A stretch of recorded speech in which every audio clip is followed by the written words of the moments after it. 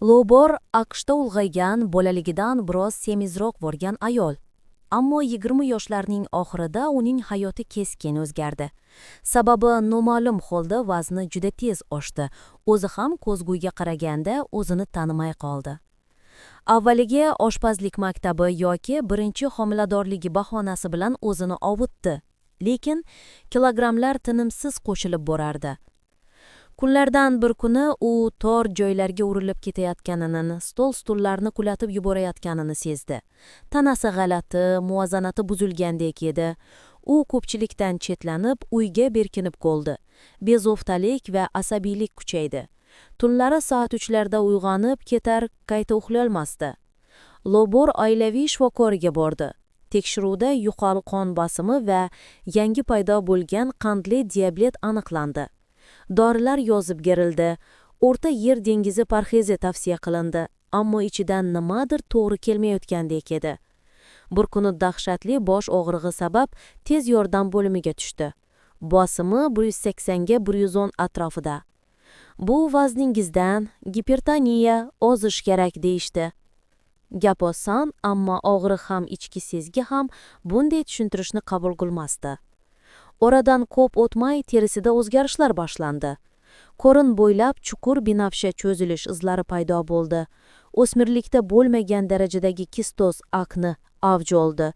Yelkasidagi kuchli og'riqdan shikoyat qilib borganda esa teri absessi, infeksiya aniqlanib, kesib tozalashga to'g'ri keldi. Keyin esa soch va tuklarda g'alati o'zgarishlar. Qo'shlar qalinlashdi, lab ustida qora tuklar ko'rindi, boshidagi sochlar esa to'kila boshladi. Uzoq soch uning shaxsiyatining bir qismi edi. U ham qo'ldan ketayotgandek tuyuldi. Kayfiyat tushib ketdi, asabiylashish, ishonchsizlik, tushkunlik. Eng yaqin dugonasi uni ko'rganida to'xtab, jiddiy suhbat boshladi. Yaqinda qalqonsimon bez saratoni sabab operatsiya bo'lgan, yana bir tanishi PCOS tashxisi qo'yilgan ekan. Senda ham tuxumdon bilan bog'liq muammo bo'lishi mumkin, dedi u. Lobor ginekologga bordi. Ko'plab tahlillar shuni ko'rsatdiki, u PCOS emas, boshqa gormonal muammoni eslatayotgan belgilarga ega.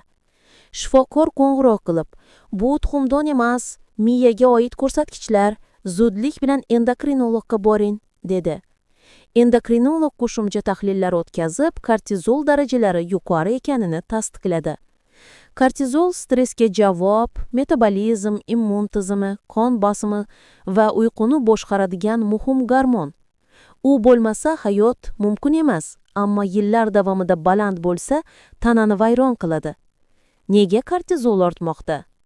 Odatda ikki sababdan biri. Yoki ACTH gormoni ortiqcha ishlab chiqarilmoqda, ko'pincha o'sma sabab, yoki buyrak usti bezlari o'zlari ortiqcha kortizol chiqaryapti. Loborda ACTH ham yuqori chiqqach, manda izlandi. Bosh miyaning MRT surati gipofiz bezida, miya poyasining tagida o'smani ko'rsatdi. Nihoyat tashxis aniq bo'ldi. Cushing kasalligi. Miyada ACTH chiqaruvchi o'sma bor, natijada kortizol surunkali oshib ketgan va kuzatilayotgan barcha alomatlar shu bilan tushuntiriladi. Davolashning mantiqiy bosqichi jarrohlik, o'smani olib tashlash. Amaliyot arafasida bo'sh xonada yotib, qo'liga sistemaga igna qo'yilganini kutish, sovuq muhit, qo'rquv, bularning barchasini u aniq eslaydi. Gipofiz o'rtacha burun ortidan, burun yo'li orqali yetib boriladigan joyda joylashgani uchun jarrohlar aynan shu yo'l bilan o'smaga kiradi. Operatsiyadan so'ng eri hammasini olishdi deb xursand bo'ldi, ammo tez orada vrach rezident kirib, kutilmagan haqiqatni aytdi. Kortizol yuqoricha, to'liq tuzalish bo'lmadi. Lobor yana operatsiya stoliga qaytdi. Bu safar butun gipofiz bezi olib tashlandi.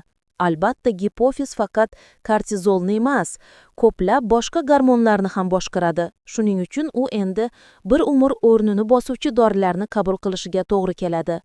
Bunday almashuvga ham rozi edi, faqat sog'ayib ketsa bo'ldi. Ammo shunga qaramay, kortizol darajalari yana oshish davom etdi. Shifokorlar hayron, ehtimol o'smani hammasi olinmadi.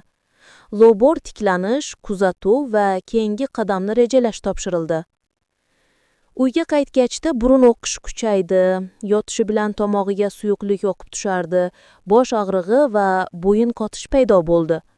Tez yordam bo'limida nevrojarroh ko'rik vaqtida o'tirgan zahoti burnidan suyuqlik sel bo'lib oqib tushdi. Bu likvor oqishi, ya'ni bosh miya suyuqligi burun orqali chiqib ketayotganini anglatardi. U zudlik bilan operatsiyaga olinib, teshik yopildi. Bundan tashqari, likvor yo'li orqali infeksiya kirib, meningit ham rivojlangan edi. Antibiotiklar bilan davolandi. 3 oydan keyin ilk bori bir tun to'liq uxlab uyg'ondi. Issiq bosish yo'q, yurak gupillashi yo'q, kortizol darajasi tekshirildi, me'yorda edi. Taxminan 2,5 yil yarim remissiya holatida yurdi. O'zini ancha yaxshi his qildi. Keyin hammasi qayta boshlandi. Bir oyda 13-14 kilo qo'shildi. Sochlar top-top to'kila boshladi. Ruhiy holati yomonlashdi. MRTda ilgari olib tashlangan gipofiz sohasida soya paydo bo'ldi. Ehtimol o'sma hujayralari qolgan.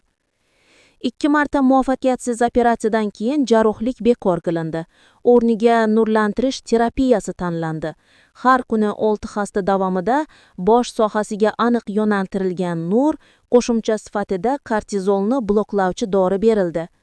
Maxsus maska yordamida bosh qimirlamay turib fiksatsiya qilinar edi. Bu usul ham o'z samarasini berdi. 18 oy o'tib, kortizol to'liq me'yorlashdi, alomatlar asta-sekin yo'qoldi va 10 yil ichida Lobor butunlay Cushingdan xalos bo'ldi. Bugun u Cushing bilan yashayotgan bemorlar uchun faol himoyachi.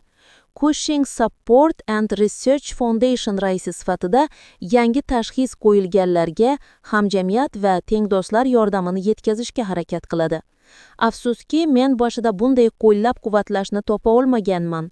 O'zimni aybga botirib, o'zimni qiynab qo'yganman. Agar o'sha paytda kimdir men bilan gaplashib, keyin nimalar bo'lishini tushuntirganda, balki o'zimga nisbatan ko'proq mehribon bo'lardim, deydi u. Lobor hikoyasi shuni ko'rsatadiki, tez semizish, akne, qora chiziqli striyalar, soch to'kilishi, kayfiyat o'zgarishi, yuqori bosim va diabet kabi belgilar ba'zan parhez yoki shunchaki stress emas, balki gormonal muammo, ya'ni yuqori kortizol natijasi bo'lishi mumkin. Bunday holatda eng to'g'ri yo'l vaqtni boy bermasdan mutaxassisga murojaat qilish. Sababi aniqlansa, ko'p holatlarda davosi bor.